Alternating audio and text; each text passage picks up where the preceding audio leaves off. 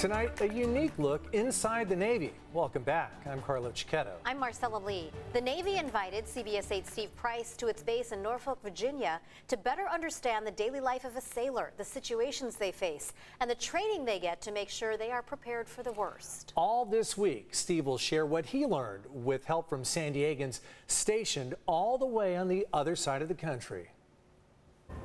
Welcome to Naval Station Norfolk. With over 46,000 active duty sailors and 21,000 civilians, this is the largest naval complex in the entire world. And this week, it's my home for their Sailor for a Day program, where we get to give you an inside look into the daily life of a Navy sailor.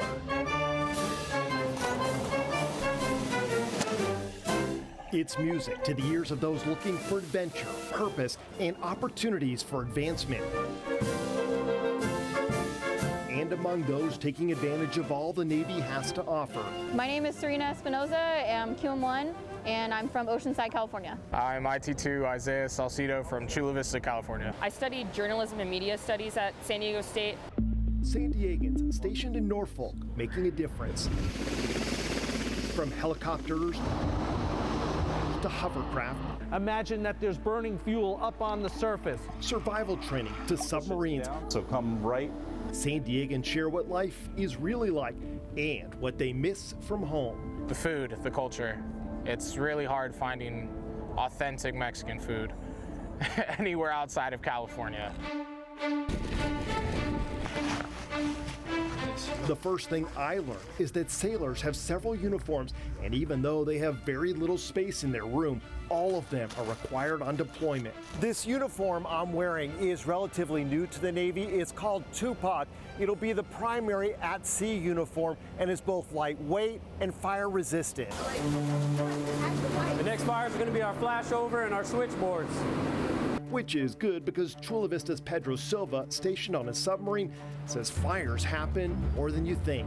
I have had to fight one fire, and I've just been a part of or been here for at least 4 more. You really do have to be ready for everything, like my flight in an MH-60 Sierra helicopter. Weather made visibility tricky, and when I tried to talk about the experience on camera, it didn't go so well. Turns out they're louder than you realize. By the way, if these helicopters look familiar, it's because we have them in San Diego too. In fact, here's video of them helping to fight our 2007 wildfires and making rescues after hurricanes and other dangerous storms. The fact that our primary mission is rescuing people is pretty motivating. I enjoy the fact that, people get to go home and see their families at the end of the day because we do our job. If you're not a fan of flying, how about gliding in a hovercraft, or as the Navy calls them, LCAT, for landing craft air cushion.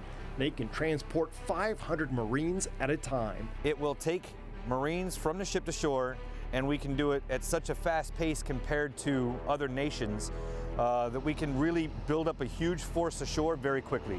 They can travel over 50 knots on water and safely hit beaches around the world that other boats can't. But what really surprised me on my quick ride was how smooth they are. This is a cool way to travel. Adrenaline always gets pumping no matter how many times you ride on one. Fire.